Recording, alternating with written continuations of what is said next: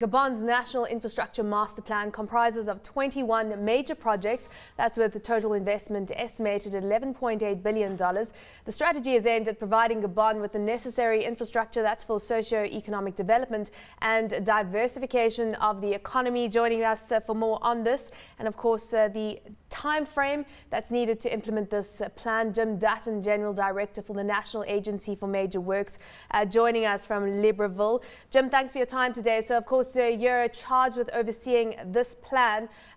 This of course is the budget, just under $20 billion, is estimated for kind of implementation between 2012 and 2016. So where are you on the implementation of it so far? Just give us a very quick overview of where we are in that process. Well, you mentioned the budget over 2012 to 2016. I think we tend to look at it as over rather a longer period than that now. And of course, we're really concerned about the first 4 years at the moment and the current year in particular.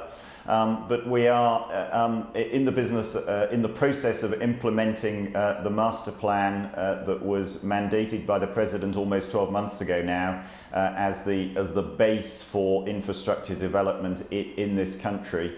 And we're well on our way to that. I should add that when we're talking about funding of this, of course, I'm not personally, as Director General of ANGT, responsible for the funding, but closely associated with those who are. And that overall number includes private money as well as government money. So when it comes to one of the specific plans within it, housing is a major focus. You've got the hopes to build 200,000 social housing units. That's by 2025. And this is a part of the program that has been specifically delayed.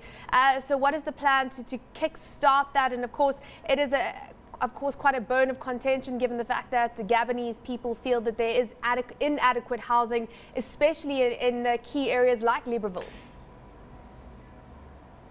Absolutely. I mean, the plan to kickstart it is now well kick-started.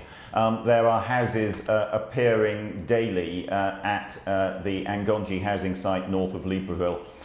We've had two Turkish companies who were contracted to produce houses for us working there now for over 2 months. The first shipments arrived actually just before and just after the new year. So there's a lot of houses now appearing up at Angonji, and I hope that gives confidence to people that the plan is, at least if not on the original track, it is now firmly on its new track.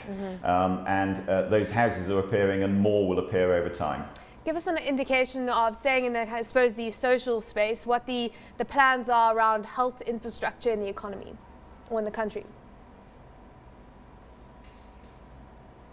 I'm sorry, you're quite difficult to hear. Could you say that again? What are the plans around health infrastructure and improving and providing greater and better health services? Yes. Okay. Well, I mean, as part of the one of the key elements of master plan, one of the key things that the President has set for us to do is to build more and better housing, and of course to provide those with houses with more and better utilities, in particular sewage systems, which actually don't exist in any integrated way in Libreville or Gabon as a whole at the moment. So this is a long-term plan that will take years. This is the first element of it, a plan which has existed for some time in this development north of Libreville. And in order to kickstart this problem, this process, using the words that you did, the government is using government money to build the first set of houses. That's in excess of 1,500 houses that will be built with government money by the firms that I mentioned. After that, there is a lot of discussion going on with the ministry and with the SNI, the Société Nationale Immobilière, which is a national agency for housing, as to how future houses will be funded and built. But the government will continue to provide the infrastructure and the foundations. Now, the plan extends to, of course, to transport. It extends to the energy sector as well, given the fact that energy is critical to the development of an economy. Where are you in the process of the construction of those 6 hydroelectric dams?